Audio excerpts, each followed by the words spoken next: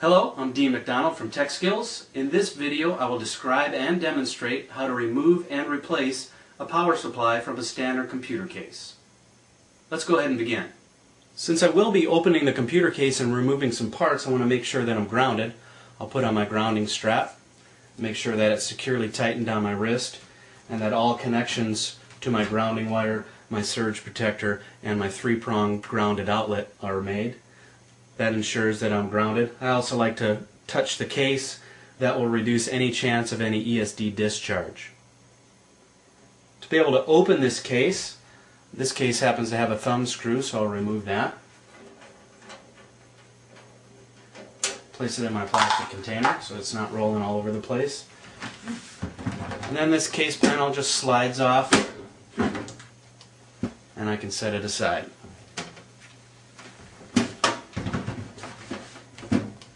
To remove the power supply, first I need to disconnect all the power leads that connect from the power supply to any of the devices in the case. For instance, I have one connector that connects to the optical drive. I have another connecting down here to the floppy drive. I have another connector to my hard drive. And then the main connector that goes from the power supply down to the motherboard. I'm going to start with the optical drive first. This optical drive has a Molex connector. It's got 4 cables.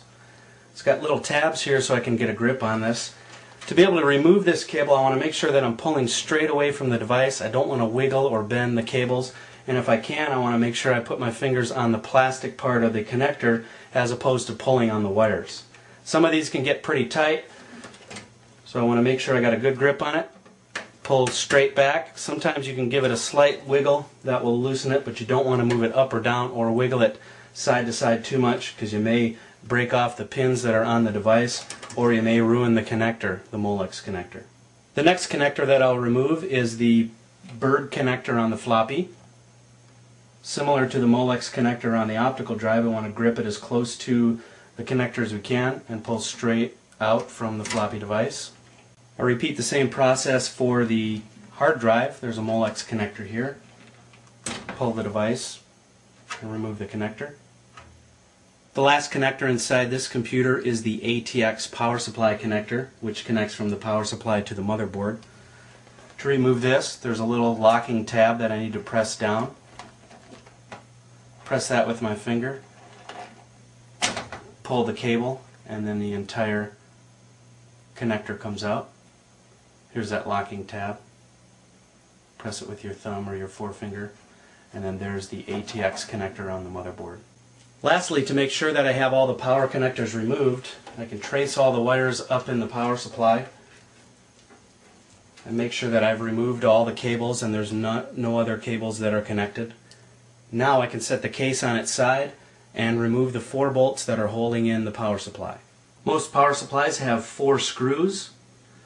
There's 2 right there. The other 2 are right here. When the case is sitting up and these 4 screws are holding the power supply in place, if I was to remove the 4 screws, the power supply might fall into the case. So I like to set the case on its side so when I remove the screws, the power supply doesn't fall into any of the components. I also like to hold with one hand, hold this in place, because once the power supply screws are removed, it may drop down in the case and I don't want to hit any components. So I'll place one hand on the power supply, use my other hand to remove the 4 screws. Set those in my plastic container.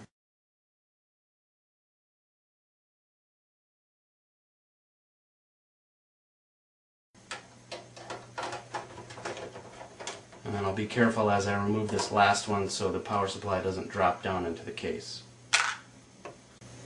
Once the screws are removed, I can carefully lift the power supply up and out of the case. And then make sure I hold on to the wires and make sure that they don't catch on anything.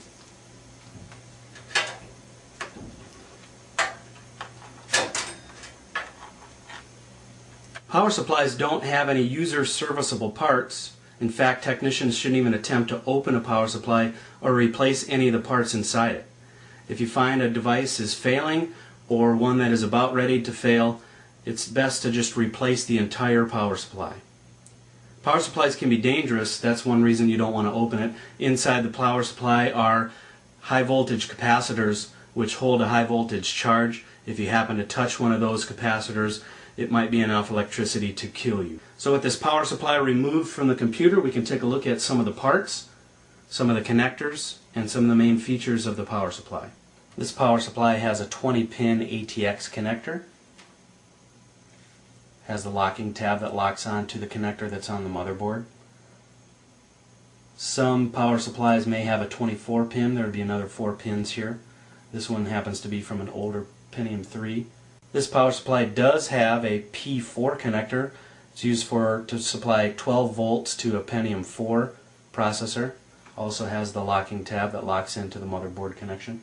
This power supply has 4 Molex connectors. These are used for optical drives or hard drives. It also has 2 Berg connectors used for floppy devices. On the side of most power supplies you will find a tag or a sticker that lists some of the specs for the power supply. In this case we have a 300 watt power supply. It can be used in 15 volt or 230 volt applications. It supports ATX 2.03. It also has the P4 connector.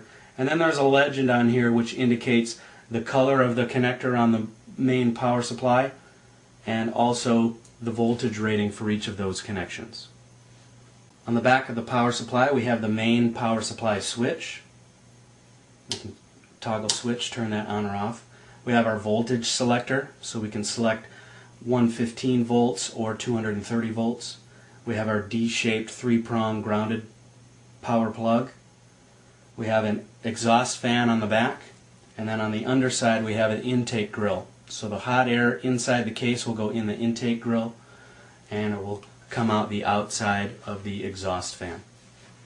To clean the power supply, I can use compressed air to spray both the exhaust fan and any of the intake grills on the side or on the bottom. Keeping the power supply clean will help it run cooler and it will help increase its lifespan.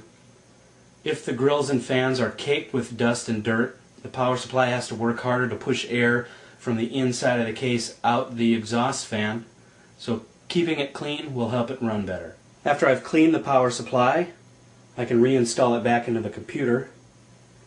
To do that, I hold on to the wires, carefully place it back into the slot.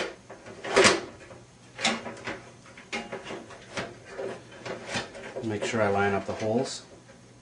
Then I can reinsert the screws.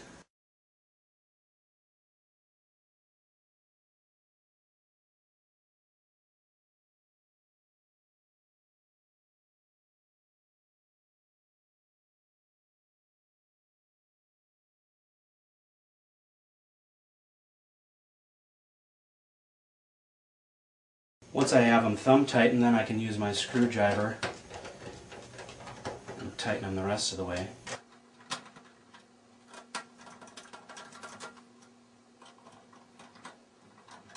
And make sure that that's secure. Once the power supply is in and all the power leads are connected, I can reconnect all my peripheral devices and verify that everything's running properly. Plug in my USB keyboard, my PS2 mouse, my video connection,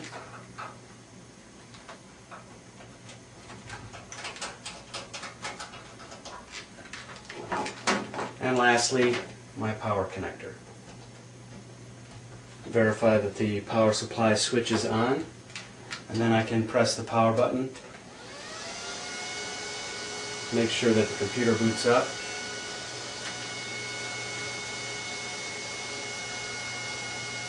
I did hear one BIOS beep, so that tells me the power on self-test completed properly. The computer is booting up into Windows, so it looks like everything's reinstalled correctly. In this video I showed you how to remove and replace a power supply. One key note, I wanted to remind you that you should not ever open up a power supply and replace any of the parts in it.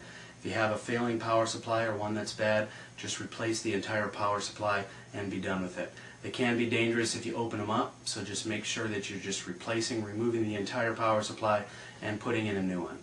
Good luck, and thanks for watching.